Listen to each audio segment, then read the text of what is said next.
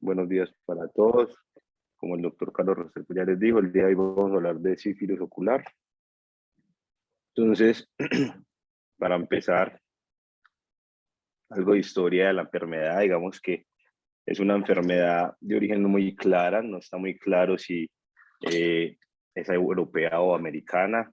Muchos dicen que con la llegada de los europeos al continente americano no solamente vinieron animales, vinieron armas, vinieron eh, otras cosas, sino que vino cargado pues de treponema. Entonces no es muy claro como la entidad de dónde viene, con una rápida extensión durante todo el continente europeo, denominado como un mal, y este mal, pues dependiendo en el lugar donde estemos ubicados, le van a poner el nombre. Entonces hablaron del mal francés, hablaron del mal eh, del mal portugués, hablaron del mal de Polonia, y todo eso hace referencia pues como tal a la enfermedad. Inclusive es una enfermedad que también tuvo como origen religioso y lo vio como un castigo divino eh, para algunos ciudadanos. El nombre sífilis pues proviene o está inspirado en una historia de un poeta latino que se llama Oviedo en 1530, y entre ellos, pues, entre una de las frases que trae ese poema dice que quiero cantar un fiero morbo aparecido en nuestros tiempos, nunca visto en los siglos pasados, y hace referencia como tal a la enfermedad por treponema. Y Paracelso pues atribuye la enfermedad propiamente a un contagio sexual entre pacientes leprosos con prostitutas, y recomienda pues el tratamiento con mercurio. Esta parte también pues digamos que tiene algo de mitología, y es que se dice pues que fue un castigo también pues de los dioses griegos que mandó Apolo, y que entonces la gente lo refería como una noche con Venus, refiriéndose a las prostitutas, pues digámoslo así. Es una vida con mercurio, y con mercurio hace referencia al tratamiento que se usó pues por mucho tiempo, que se les daba pues mercurio a estos pacientes. Entonces, a manera de introducción, pues la enfermedad es una enfermedad infecciosa multiorgánica que puede ser congénita o adquirida, y pues digamos que este espectro de enfermedad, en este momento pues hablaremos de la adquirida, porque si hablar de la congénita sería pues otra charla adicional a esta, y nos podríamos demorar pues también la hora hablando de congénita.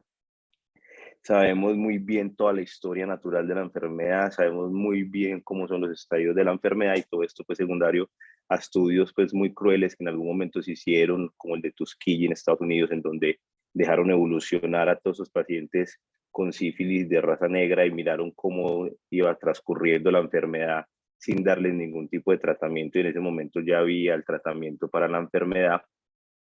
Pero tenemos muy claro que es una enfermedad que responde muy bien al tratamiento antibiótico. Con tratamientos tempranos evita la progresión y tiene tasas de curación pues, altas. Lo importante es que va a tener secuelas importantes desde la parte cardiovascular y neurológica, que finalmente son las que van a aumentar las comorbilidades del paciente. Y el ojo, pues, es pues, digamos que se puede afectar en cualquiera de sus estructuras. La manifestación más común va a ser la uveitis, pero digamos que puede presentarse de múltiples formas a nivel ocular, pudiendo llevar a una pérdida permanente de visión. Y ahorita miraremos, pues, como según el estadio de enfermedad, pues, qué tanta transmisión va a tener la sífilis, qué tan probable va a ser que en ese estadio de la enfermedad haya compromiso ocular. A manera de la epidemiología, esta es una enfermedad que viene en ascenso. Si miramos, pues, cómo eran los reportes antiguos versus los actuales, en series de Brasil como en Ribeirão Preto y en Sao Paulo, vemos que antes era de 1 anual versus 8.3, que es la incidencia actual. En Sao Paulo 1.88% versus 6.08. En Francia vemos que tenían más o menos 0.22% versus ya 2.5. En Baltimore 1.7 casos al año versus 5 que ya reportan, y en Tokio 1.86 casos al año versus 3.9. Entonces es una enfermedad que viene en ascenso, muy secundario pues a que ya se le ha perdido el miedo a las enfermedades de transmisión sexual, ya tenemos mucho tratamiento de VIH, entonces se ha perdido como tal el miedo a estas. difícil estimar pues a nivel mundial porque no tenemos reportes a nivel mundial, pero más o menos eso es lo que los reportes aislados cada uno nos da.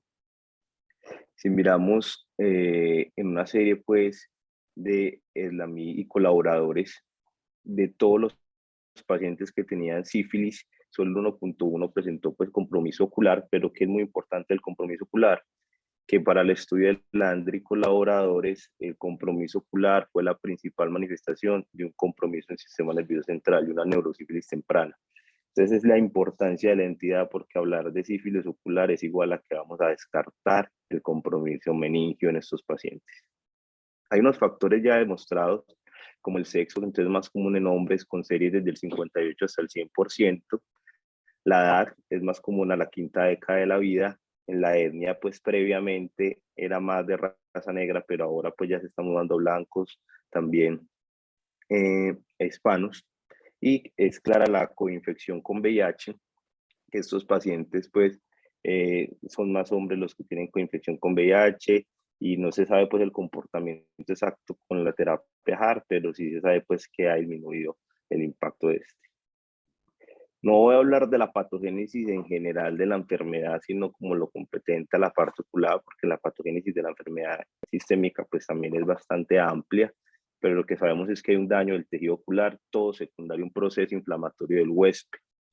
Es poco probable que encontremos la espiroqueta a nivel del tejido ocular en humor acuoso o en vítreo, pero sí que tenemos una respuesta primaria TH1 con interleuquina 1, interleuquina 6, factor de necrosis tumoral alfa, que hace un cambio, y ese cambio va a ser estimulado por principalmente interferón gamma y se vuelve TH2, que la parte TH2 es la que más se relaciona con cronicidad de la enfermedad. Entonces el treponema también genera una serie de anticuerpos, especialmente contra fibronectina, que va a llevar a complejos inmunes, y sabemos que los complejos inmunes son los que están implicados en la parte fisiopatológica, por ejemplo, del proceso de vasculitis, del proceso inflamatorio de algunos órganos, y esos inmunocomplejos a la vez activan toda la cascada del complemento, especialmente el C1Q, en donde va a llevar a secundarismos sifilíticos y el compromiso ocular finalmente por esos complejos antígenos anticuerpos. Entonces, como les dije, la clínica está muy establecida, tenemos amplio conocimiento de cada estadio de la enfermedad. Entonces, la primaria es una úlcera bien establecida, indurada, de bordes de base limpia, generalmente tiene adenopatías asociadas, pero lo más característico es que es una úlcera que no duele.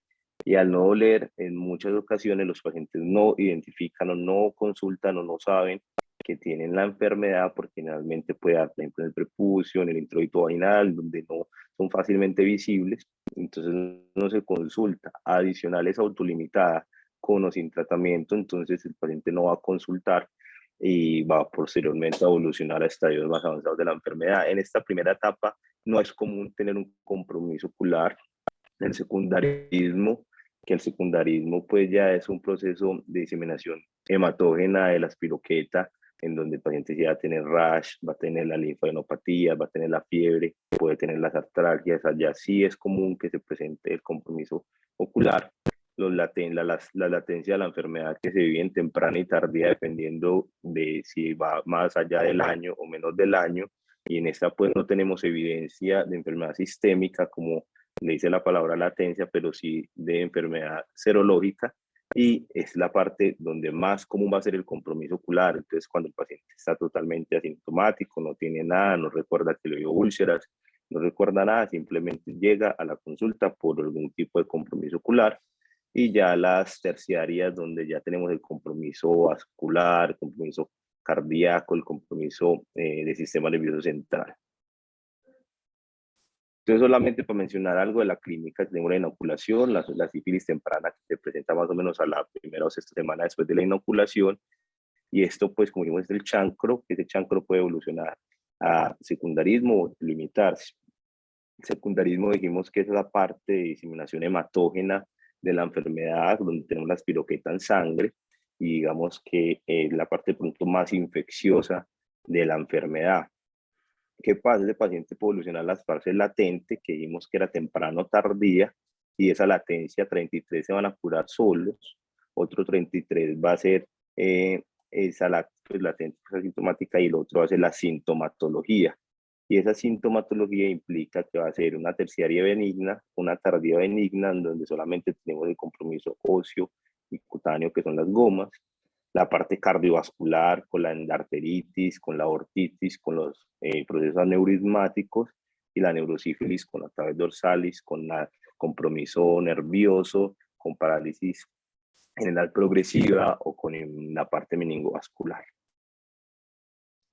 De la parte ocular, pues, ¿qué tenemos que saber? Que puede afectar cualquier parte de la estructura ocular, siendo la ovitis la forma más común de la enfermedad, tanto en etapas latentes como en las etapas tardías.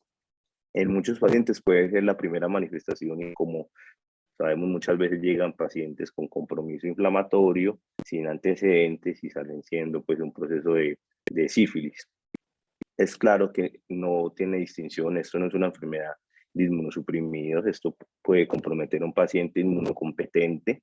Ya sabemos pues que los inmunosuprimidos tienen un comportamiento más atípico, pueden hacer otro tipo de lesiones y otras enfermedades, pero puede afectar tanto inmunosuprimidos como competentes. Y la sintomatología va a ser muy variable dependiendo cuál es la estructura que estamos afectada, si es un compromiso anterior, si es intermedio, si es posterior. Entonces, lo importante es que la frecuencia de asociación de características sistémicas y el compromiso ocular puede variar dependiendo de las series, que 24 hasta el 69%. De la uveitis. Entonces, de la parte de la uveitis anterior, pues generalmente puede ser uni o bilateral, no granulomatosa, pero hasta el 67% de reportes de casos dice que puede ser granulomatosa, con nódulos del iris, con algo de inflamación en el vítreo anterior, o se puede presentar keratitis intersticial, que esto ya es muy raro por, pues, por el manejo que tenemos antibiótico efectivo, entonces no es muy común que se presente con este tipo de inflamación intersticial de la córnea. Puede haber dilatación de los vasos del iris, puede haber luxación del lente, atrofia iridiana, no siendo la sífilis la principal o el principal patógeno que lleva atrofia iridiana. Sabemos que hay otros tipos de inflamaciones oculares que son más comunes, como las herpéticas, que se asocian más a este tipo de comportamiento de atrofia del iris. Puede ser aislada, una uveitis anterior aislada, o asociada al compromiso posterior, y generalmente, pues, aunque el compromiso posterior es más común, se puede presentar pues anterior. De la uveitis posterior que tenemos, dependiendo pues la serie, dicen que Matthew dice, por ejemplo, los hallazgos más comunes, la vitreitis en los pacientes, por ejemplo, en el Reino Unido. Para Yang en China dice que la opacidad de vitreous viene siendo las principales causas, pero también retinitis y papilitis. Y otra serie de China, como la de Chang, dice pues que tenemos la corioretinitis difusa, es el tipo pues más común que le encuentra inflamación en estos pacientes. Lo que sí es que se puede presentar de múltiples formas, con corioretinitis difusa, con corioretinitis focales, con neuroretinitis, con retinitis, y hay unos patrones más específicos de compromiso posterior, que es la placoide posterior, que la placoide posterior es una lesión pues grande, placoide, circular ovalada, que generalmente es amarilla con un centro pues como descolorido, y es una inflamación propiamente del EPR, en donde vamos a ver que el compromiso va a ser muy yuxtapapilar en toda el área macular, con unos patrones angiográficos característicos que lo veremos ahorita durante la charla. Y otro patrón muy específico de sífilis va a ser la retinitis punteada interna sifilítica, que vamos a ver un área de retinitis asociada a unos puntos como amarillos de retinales internos, que también va a ser muy sugestiva de enfermedad y muy característica. ¿Qué más patrones posteriores podemos encontrar? Espectros de retinitis necrotizante, entonces es uno de los diagnósticos diferenciales de una ARN, por ejemplo, en el caso de herpes, o los tipos pues, de herpes que son más comunes que hagan el ARN, pero la sífilis es una causa de retinitis necrotizante. Vasculitis, que puede ser tanto venosos arteriales, como veremos ahorita.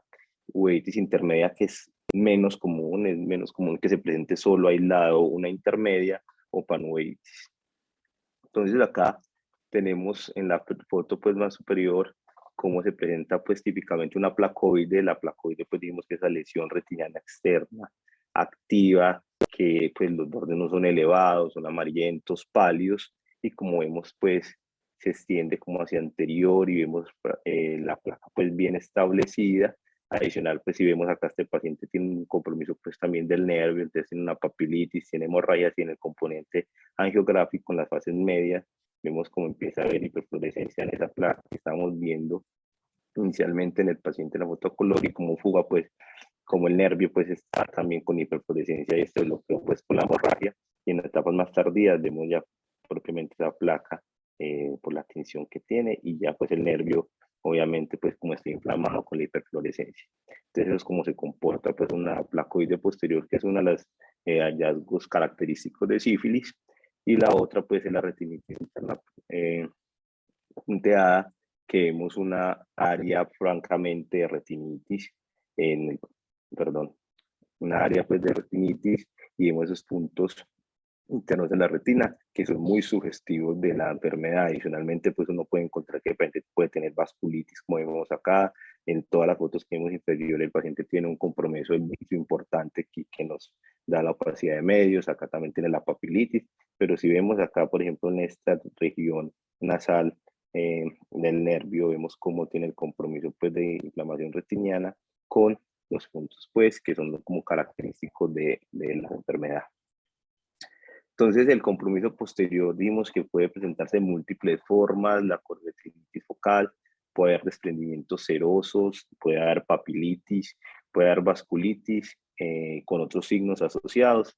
Retinitis y neuroretinitis también se han descrito, y retinitis necrotizante. Esta es una foto de un paciente con sífilis que hizo una necrotizante. Pues sabemos que inicialmente esos pacientes cuando hacen necrotizante tienen opacidad vítrea, salen esas placas de necrosis que empiezan pues más periféricas y empiezan a confluir hacia el polo posterior, que es pues muy, muy agresiva, especialmente cuando es por especies de herpes, pero con sífilis tiene la salvedad, y hacen la salvedad, que el tratamiento antibiótico instaurado tiene muy buena respuesta al tratamiento de este tipo de lesiones, diferente por ejemplo lo que vemos en herpes, que realmente pues los pacientes quedan con un gran compromiso de agudeza visual. Acá pues responde muy bien al tratamiento antibiótico.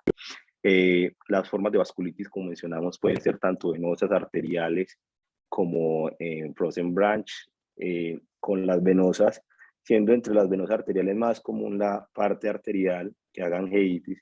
Acá hace como procesos de inmunocomplejos, pero no llegan a ser tan severos los inmunocomplejos que llegan a ser oclusivas. Es menos común que haga un compromiso oclusivo. Y los estudios angiográficos de esos pacientes pues no se ven pues áreas grandes de no perfusión, pero sí puede llegar a pasar.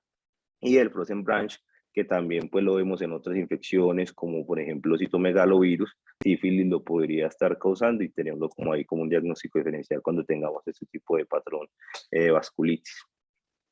Poco frecuente, como les mencioné, que haga una intermedia aislada, y la panuvitis se ha descrito hasta en un 27%. La episcleritis y la escleritis es una manifestación muy rara de la enfermedad. En series, pues, por ejemplo, del señor Acpec y colaboradores, de todas las causas sistémicas de escleritis, solamente el 0.4 correspondían a sífilis. O sea que es muy raro que el paciente se nos presente pues con una escleritis pues, por sífilis. Se ha descrito más en pacientes inmunosuprimidos, en pacientes VIH, en donde estos pacientes pues, están más propensos a hacer otros cuadros atípicos, como les mencioné desde el principio.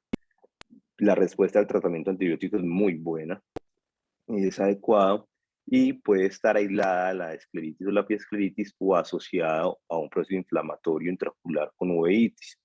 Entonces, estos pacientes generalmente, por ejemplo, este es un paciente VIH que se presentó con una escleritis nodular, y que mirado cuando se vuelve a revisar pues posterior, pues tenía francamente un compromiso posterior, tenía inflamación vítrea, tenía pues papilitis, tenía otras cosas, y se le dio pues el tratamiento antibiótico y tuvo pues buena respuesta a esto.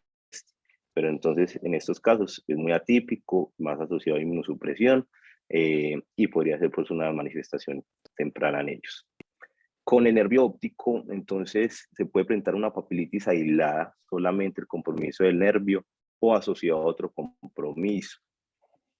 La inflamación de sífilis puede dar en cualquier espectro del nervio, una perineuritis, una neuritis anterior, una neuritis posterior, y puede ser la única manifestación. Esto es muy importante porque a veces se presentan estos cuadros de neuritis atípicas y entre las neuritis atípicas los diagnósticos que hay que buscar es sífilis, porque hay reportes bastantes, acá traje dos, por ejemplo, un reporte español del norte de España que la principal manifestación fue el compromiso solo del nervio aislado, y en metaanálisis y revisiones sistemáticas de la literatura también encontraron como una de las principales causas o manifestaciones pues de esta va a ser pues una papilitis aislada. Esos pacientes pues están más susceptibles a compromiso del sistema nervioso central, entonces con más importancia hay que descartar el compromiso del sistema nervioso central. Otras manifestaciones pues reportadas en la literatura, pero que ya vemos cada vez con menos frecuencia, es encontrar un chancro primario en el párpado o en conjuntiva. Estos son reportes pues viejos del 89, en donde pues se ve como tal una úlcera, y esta úlcera correspondía pues finalmente a un proceso sifilítico en el párpado. Conjuntivitis sifilítica, que haga blefaritis ulcerativas, que haga gumas en párpados, por ejemplo acá vemos gumas en el tarso inferior, vemos que puede haber gumas en músculos extraoculares, en la glándula lagrimal, o la queratitis intersticiales, pues que son muy raras en este momento. En la adquirida podría ser más común de pronto en las congénitas, pero también es muy raro ya, pues porque ya hay tamizaje importante en nuestras poblaciones y ya tenemos el tratamiento antibiótico pues que tiene muy buena respuesta. Entonces, puntualmente con VIH, ¿qué hay que tener en cuenta? Uno, que la neurosífilis es más común, hasta un tercio de los pacientes debutan con compromiso ocular en estos pacientes, que tienen mayor tasa de compromiso inflamatorio de los tres segmentos. En ellos el comportamiento va a ser un poco diferente al inmunocompetente, porque en ellos podemos ver más posterior, luego intermedia y luego anterior. Mayor compromiso del nervio óptico, y eso nos lleva a que los pacientes que se presenten con una papilitis por sífilis reciban el tratamiento. Inicialmente las pruebas de VIH salgan negativas, los pacientes estamos en la obligación de repetir esas pruebas de VIH por lo menos a las 8 semanas para verificar que realmente sea VIH negativo, porque es muy común que esté esa asociación cuando hay un compromiso a nivel del nervio. Pueden hacer hasta el 35% necrotizantes, hasta el 30% placoide posterior. Entonces, tener en cuenta que los pacientes que se presenten con necrotizantes o con placoide, es muy común la coinfección con VIH, entonces buscarlos también activamente en ellos. Y con compromisos atípicos, atípicos en estos pacientes. Entonces, las principales complicaciones de esta en el segmento anterior va a ser la catarata, y en el segmento posterior va a ser la membrana perretiniana, pero podemos tener otras: pérdida severa de visión, que hagan desprendimientos de retina, que hagan sinequias posteriores, que hagan edemas maculares, que hagan glaucomas. Puede ser inducido por la inflamación o por los pacientes que reciben los esteroides tópicos para el control inflamatorio, que hagan neovascularizaciones coroideas, atrofias ópticas en cuando hay procesos inflamatorios del iris, y hagan fenómenos de oclusiones vasculares. Entonces, ¿cómo es el estudio? Empecemos desde la parte ocular y luego vamos a la parte sistémica. Desde la parte ocular tenemos las fotografías y la autofluorescencia, entre las ideas de fotografías que nos ayuden a documentar, nos puede servir de seguimiento ese paciente en el tiempo. La idea es que sean fotografías pues con campos amplios para visualizar completamente todo y tener pues bien documentado cómo fue el compromiso. La autofluorescencia, como hablaremos pues acá, pues vamos a ver mejor los cambios del EPR, porque pues, la autofluorescencia nos mira muy bien el metabolismo de la lipofuncina en el EPR, entonces vamos a mirar cómo son los cambios de este y lo podremos comparar, porque la ayuda grande es poder mirar, por ejemplo, la autofluorescencia y mirarlo con un OCT y ver los cambios que estemos viendo en la autofluorescencia, cómo se comportan en el OCT. Entonces acá vemos pues que la fotografía nos sirve mucho para identificar y para tener la documentación de áreas de retinitis, por ejemplo, acá en esta rama nasal superior, acá pues temporal. También podemos ver esa área de retinitis, si hay opacidad vítrea y documentarla, o ya pues el compromiso vascular, el área acá de retinitis que tiene este paciente importante, y todo eso pues con la fotografía nos ayuda. La autofluorescencia, pues inicialmente podemos ver hiperautofluorescencia, por ejemplo, en la placoide o en la punteada, entonces vemos la hiperautofluorescencia marcada. Y por ejemplo en este estudio pues que hicieron y lo comparaban con los hallazgos de la tomografía, vemos cómo, cómo cambia de la retina pues sana a cómo empieza a haber estos cambios importantes, donde hay un compromiso del EPR, el compromiso pues o digamos la disrupción de la elipsoide, y finalmente pues toda la pérdida de los segmentos externos. La OCT entonces también es una gran ayuda porque nos permite identificar inflamación vitrio. Por ejemplo, como en esta foto vemos cómo hay inflamación pues en el vitrio, ¿sí? Nos sirve para precipitados retinales superficiales, cambios de retina externa y obviamente las complicaciones de la enfermedad con MER, con edema ocular, con otros pues, hallazgos. Este, por ejemplo, es el caso de un paciente con sífilis, en donde pues vemos que tiene el compromiso vitrio, tiene un desprendimiento parcial del vitrio posterior, la inflamación pues del nervio que se ve pues bien acá, y vemos cómo tiene ese desprendimiento pues seroso acá focalizado, que cuando le hacen el seguimiento, este mismo paciente evoluciona y hace esta MER con esa disrupción importante de retina interna con quistes interretinianos, y cuando toman pues partes más periféricas, por ejemplo acá, en donde el paciente también tuvo una oclusión vascular, vemos como hay esa atrofia retiniana. Entonces la OCT nos sirve mucho para este tipo de pacientes. La angio, pues la angio nos ayuda pues a evaluar toda la parte vascular de la retina, también nos da información sobre el nervio, sobre la mácula, permite pues saber, porque dijimos que hay compromiso tanto venoso como arterial, entonces nos permite mirar si hay tinción vascular, si hay fugas, si hay oclusiones, si hay lugares de no perfusión que nos pueda poner en riesgo de neovascularización, y le permite a uno hacer como el seguimiento. Entonces en esta angio vemos como el paciente en una fase arteriovenosa tiene pues inicialmente pues vemos ese nervio que ya tiene inflamación, que tiene hiperfluorescencia y que está pues con tinción, unos defectos pues de ventana importantes, pero cuando miramos las fases tardías vemos como hay tinción vascular, especialmente en el rama venosa, entonces vemos que hay un compromiso acá más venoso que arterial y algo pues de edema macular. Y en la placoide, como mencioné al inicio, es muy importante, pues si tiene patrones angiográficos importantes. Entonces, como vemos la placa yuxtapapilar en el área macular, acá, que dijimos que era esa placa plana, que se delimita como hacia anterior, que tiene generalmente esos bordes definidos, y como en el angiograma vamos viendo que hiperfluorece en esos lugares donde estábamos viendo la placoide, y pues acá también el nervio pues francamente inflamado, como estamos viendo en esta foto.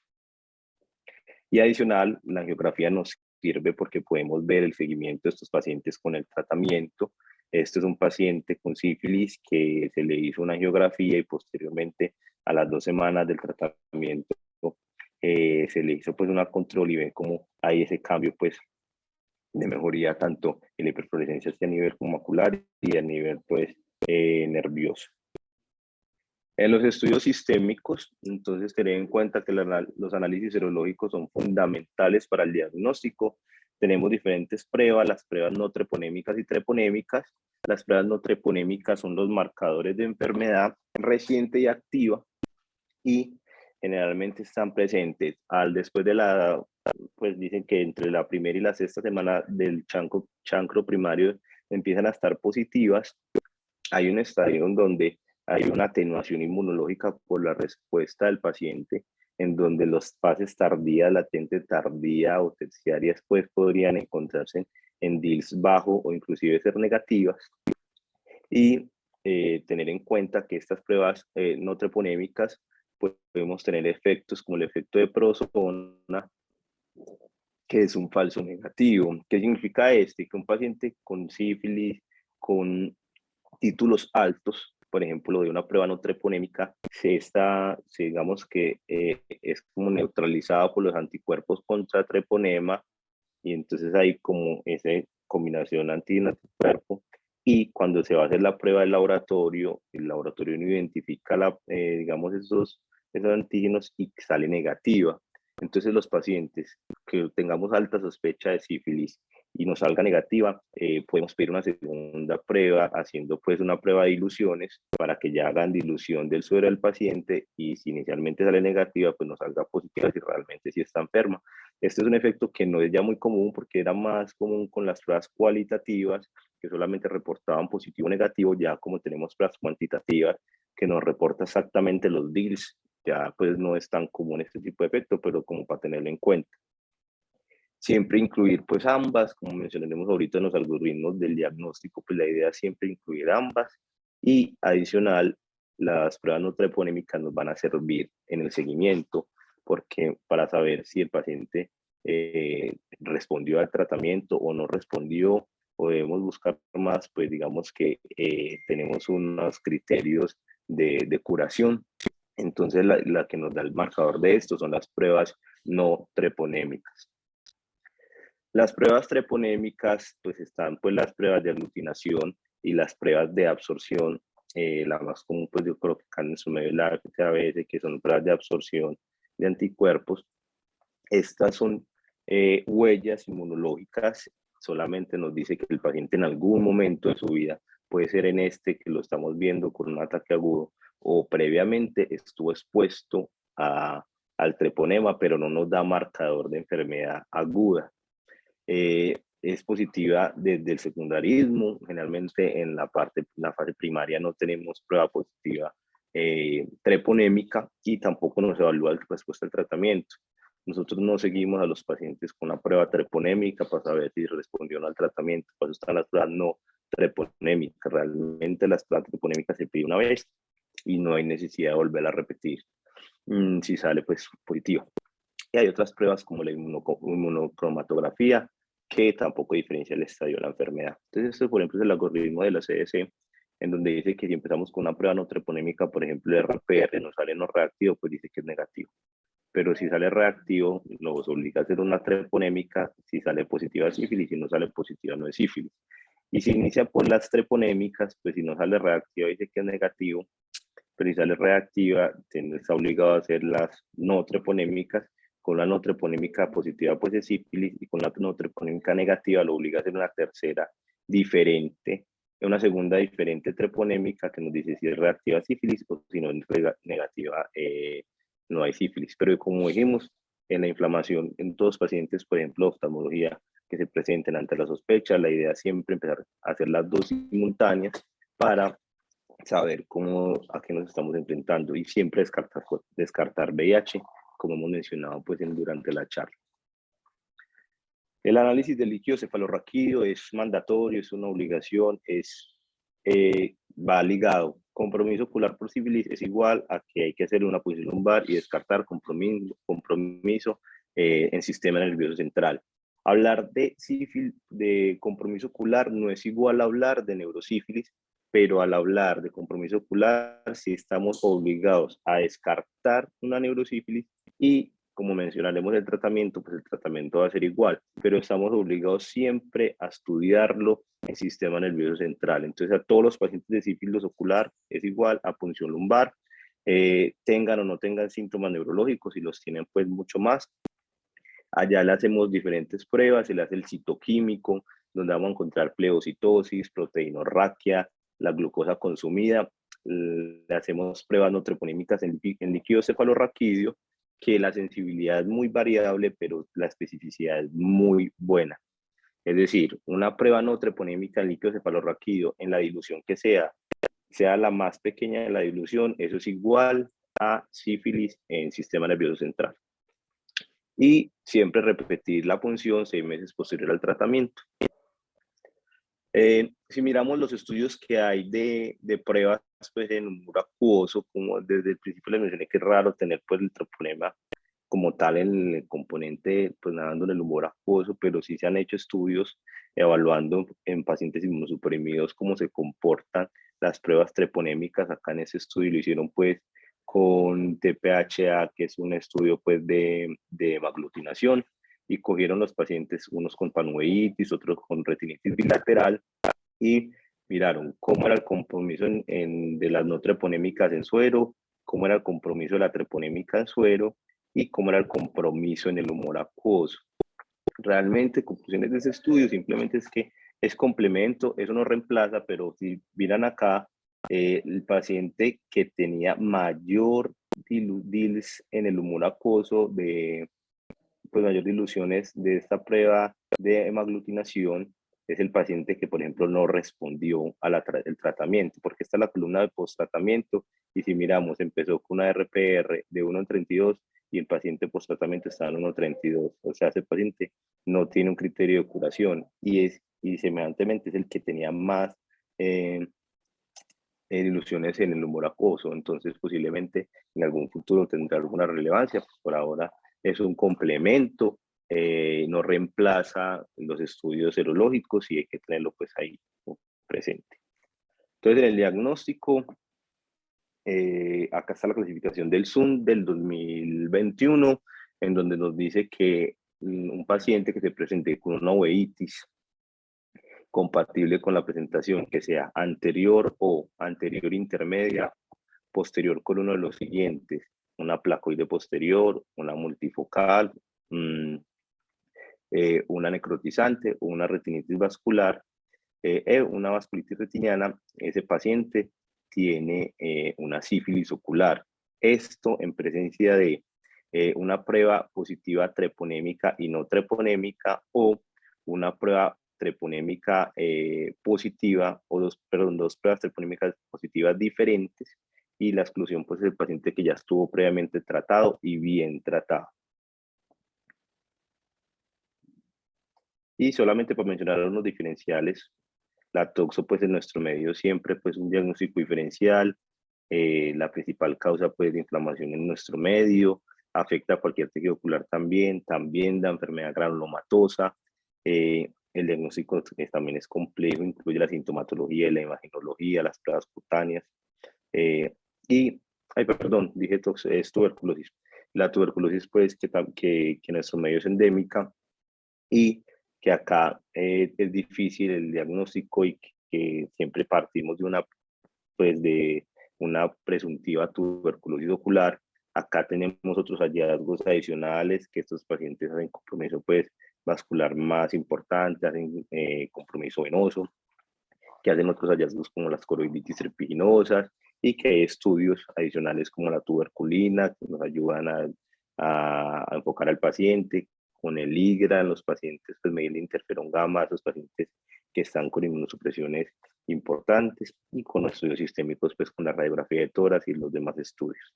La toxo, que sí es la principal pues causa de inflamación en nuestro medio, que se presenta comúnmente como esa corioretinitis exudativa, pero que se puede presentar también atípica con inflamación en la cámara anterior, que se puede presentar como una vasculitis, como vitreitis, y pues el estudio pues completo de toxo que ya pues conocemos de la IgG, la IgM, estudios de humor acuoso, PCR in vitro y los diferentes.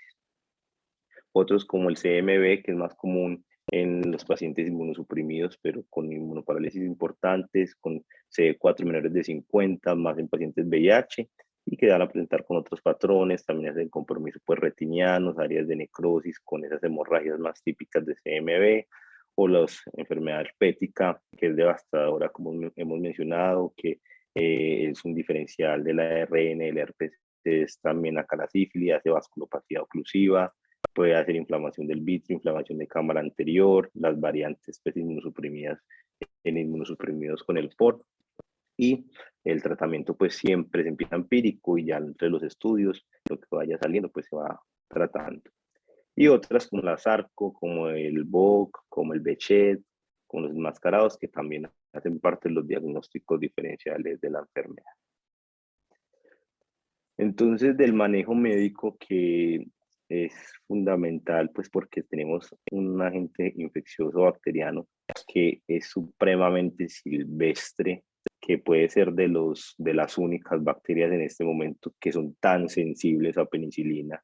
Entonces el tratamiento pues básicamente es con penicilina y ese es el pilar fundamental. Entonces, como dijimos, o sea, es un germen totalmente silvestre que responde a la penicilina, este betalactámico, que nos sirve tanto en primarias, que en la primaria está primaria, secundaria y latente temprana con una única dosis intramuscular de 2.4 millones, o en las latentes tardías con una dosis cada semana por 3 semanas. Que es lo importante que acá tenemos que tener en cuenta nosotros, que sífilis, pues que compromiso ocular es igual a tratamiento como si fuera un compromiso del sistema nervioso central. Entonces el paciente sí o sí va a recibir 10 a 14 días de penicilina venosa, 24 millones al día, dividido cada 4 horas, que pueden ser en infusión o puede ser en bolos, pero lo más importante es saber que estos pacientes sí o sí van a recibir tratamiento venoso para la enfermedad. El zoom adicional del tratamiento venoso que nos recomienda los CDC de los 4 millones cada 4 de penicilina cristalina pone en consideración que posterior a la terminación del tratamiento venoso, el paciente recibe el esquema de 2.4 millones intramusculares semanal por 3 semanas para terminar con un esquema completo, tanto venoso, pues porque sabemos que el venoso es un medicamento, pues como por ser tiempo dependiente, se usa en esos bolos cada 4 horas o de infusiones y que rápidamente eh, es, digamos, limpiado, por decirlo así, del plasma versus el intramuscular que va a ser más como de duración prolongada. Entonces ponen como en consideración esto. De los otros esquemas antibióticos está la ceftriaxona, que es otro betalactámico, una cefalosporina de tercera generación, que hay que tener en cuenta, o que la precaución, uno, pues la resistencia, pues es un antibiótico altamente inductor de beta-lactamases de espectro extendidos y de tipo ANSE, entonces es un inductor de resistencia bacteriana. Otro, pues que si tenemos un agente tan silvestre que responde a la penicilina y no tenemos un paciente alérgico, deberíamos considerar siempre primera opción penicilina. Los estudios de ceftriaxona dicen recibir 1 a 2 gramos IBU intramuscular por 14 días con buenas tasas de éxito. Inclusive cuando comparan, ahorita miraremos agudezas visuales entre los que recibieron penicilina y ceftriaxona, pues realmente las agudezas visuales fueron muy similares. O nos puede servir como terapia puente, que el paciente reciba 3 días de ceftriaxona, mientras con el equipo de alergología hacemos un proceso de sensibilización a la penicilina en el caso de que tenga una reacción alérgica leve, que solamente sea un rash, que no tenga pues un compromiso importante de anafilaxia o otros pues compromisos importantes alérgicos, podremos hacer estos procesos de sensibilización. Con otros esquemas, por ejemplo, la doxi, pues no es recomendado. Hay reportes, por ejemplo, como este de pacientes con sífilis que recibieron doxiciclina por 28 días y dicen que tuvieron una buena respuesta. Sin embargo, cuando miramos este estudio tan interesante que midió los niveles en suero de doxiciclina versus los niveles en plasma, vemos que hay una importante disminución del nivel en líquido cefalorraquídeo de doxiciclina, llegando a solamente promedio 1.3 miligramos por litro de oxiciclina versus hasta 8.6 que se encontraba en plasma. Y se miró que la tasa de penetración de la doxi en líquido cefalorraquídeo puede ir desde el 11% hasta el 56%. O sea, en el mejor de los casos, se penetra hasta la mitad de la dosis que estamos dando. O sea, que no es una opción. No, por ahora no se considera pues una primera opción para dar doxiciclina en este tipo de pacientes, a pesar de que tengamos pues estudios de eficacia que podrían ser pues buenos. Con los esteroides, entonces los esteroides sean esteroides tópicos en los pacientes con inflamación, pues con uveitis anteriores o con keratitis intersticiales.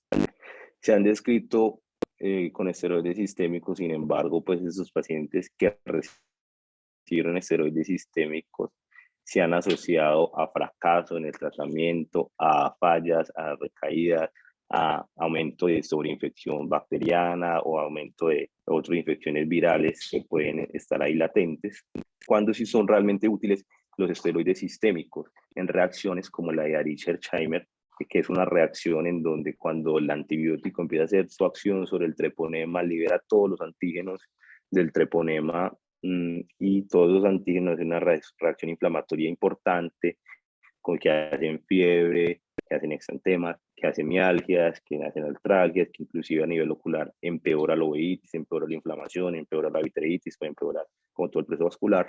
Entonces, en ese tipo de reacciones sí vale la pena empezar con esteroides sistémicos. De resto, no hay otra pues como indicación importante, entonces siempre tener precaución con los esteroides tanto sistémicos como perioculares. Entonces, ¿qué es una cura? La cura es cuando disminuye 4 veces los títulos de anticuerpos no treponémicos posterior a 3 meses del adecuado tratamiento.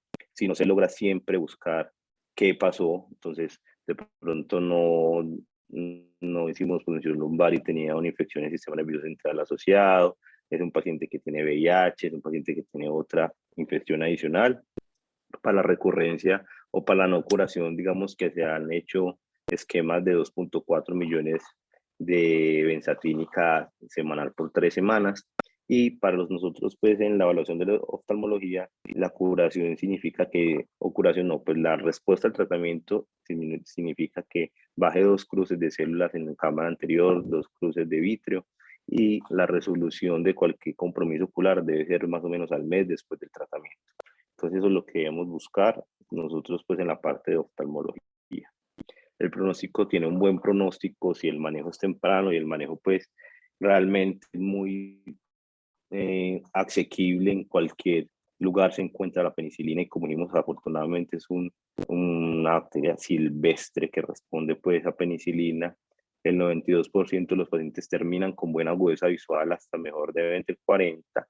El retraso del tratamiento o la coinfección se puede ser de pronto un factor de mal pronóstico que lo lleve a que el paciente no tenga una buena respuesta. El uso previo de esteroides o los títulos altos previo al tratamiento son como marcadores de mal pronóstico y digamos que las causas pues de que el paciente termine con alteración franca agudeza visual vienen siendo los pacientes que tienen un daño estructural del nervio óptico, compromisos retinianos extensos. Y esto es pues solamente para mostrar que el pronóstico de la enfermedad, cuando miramos que no hubo diferencia entre los que recibieron Ceftra versus los que recibieron penicilina, pero tener en cuenta pues tanto la inducción de resistencia, tener en cuenta que podemos hacer procesos de sensibilización, que la penicilina va a ser la primera opción. Los pacientes que iniciaron con agudeza visual mejor de 20-100, estos pacientes se asociaron con mejor recuperación en el análisis univariado y, por ejemplo, en estos estudios que revisaron acá en Ophthalmology, no correlacionó, por ejemplo, VIH, retraso en el diagnóstico, los títulos y los subtipos de uveitis como un factor adicional al régimen antibiótico para hablar del pronóstico. Y en el multivariado sí está claro que los pacientes que recibieron esteroide, tanto periocular como sistémico, son los pacientes que realmente se asoció con un fracaso en el tratamiento. Y en este mismo multivariado, los pacientes que en la primera semana recibieron el tratamiento, pues fueron los que mejor respondieron. Entonces, a manera de conclusión, la sífilis sigue siendo un desafío pues, médico a nivel mundial por todo el espectro de la enfermedad que se puede presentar. La sífilis ocular puede presentarse durante cualquier etapa, pero ya dijimos que el pico importante ocular va a ser en las fases latentes, en donde está como tal como ausencia de la enfermedad sistémica. La ovitis viene siendo la manifestación más común de la entidad y es la gran simuladora y eso implica que se va a presentar de cualquier forma, en cualquier espectro de enfermedad ocular y de forma atípica, inclusive en pacientes inmunosuprimidos. La imagen oftalmológica multimodal pues nos ayuda, nos da un espectro más amplio de la patología. Estos pacientes, como mencionamos, siempre van a requerir estudios de líquido cefalorraquídeo porque hay que descartar compromiso meningio, repetir que el compromiso ocular obliga a descartar compromiso meningio y obliga al tratamiento venoso con penicilina, y el diagnóstico pues erróneo es pues un indicador de mal pronóstico porque vamos a retrasar el tratamiento. Entonces siempre solicitar las pruebas ante cualquier paciente en presencia de una uveitis, independientemente de la presentación clínica y el factor de riesgo que el presente, siempre está entre ese boom de paraclínicos que vamos a pedir. Listo, muchas gracias. Juanca, excelente presentación, revisión, y tenemos que tratar de ser concretos con una enfermedad que sí es la gran simuladora. Es complicado ese asunto y obviamente por eso dentro del panel diagnóstico de todo paciente de uveitis está incluida esta enfermedad. Y muy interesante conocer, no sabía, que está que está en auge, que está en un incremento tan importante. Hay que tenerlo muy en cuenta, obviamente, y es cierto, se le iba perdiendo miedo al HIV y otras enfermedades de transmisión sexual. Yo creo que le tiene más miedo al COVID ahora que a cualquiera de esas. Muy claro pues la revisión de lo que hiciste aquí.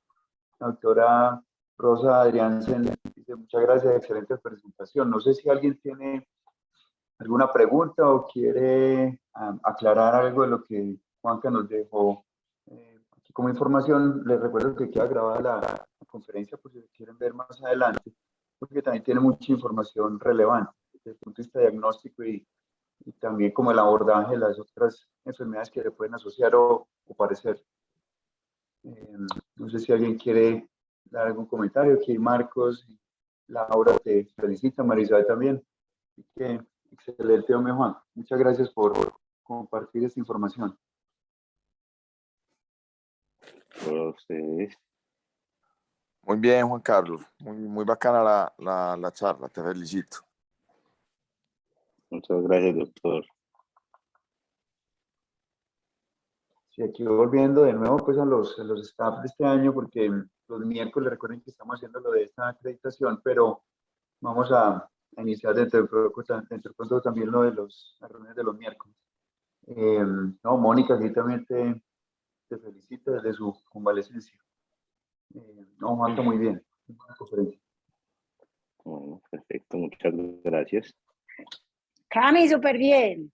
Excelente, Claro. te felicito.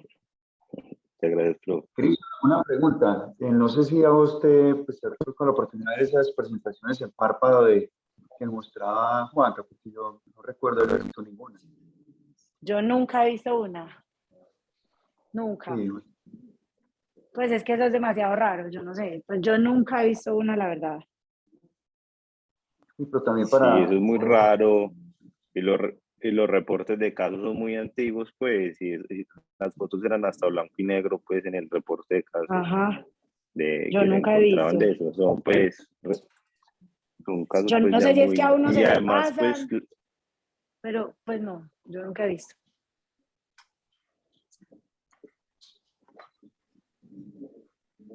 Bueno, muchas gracias a todos. Seguimos en contacto. Nos vemos mediante el otro viernes.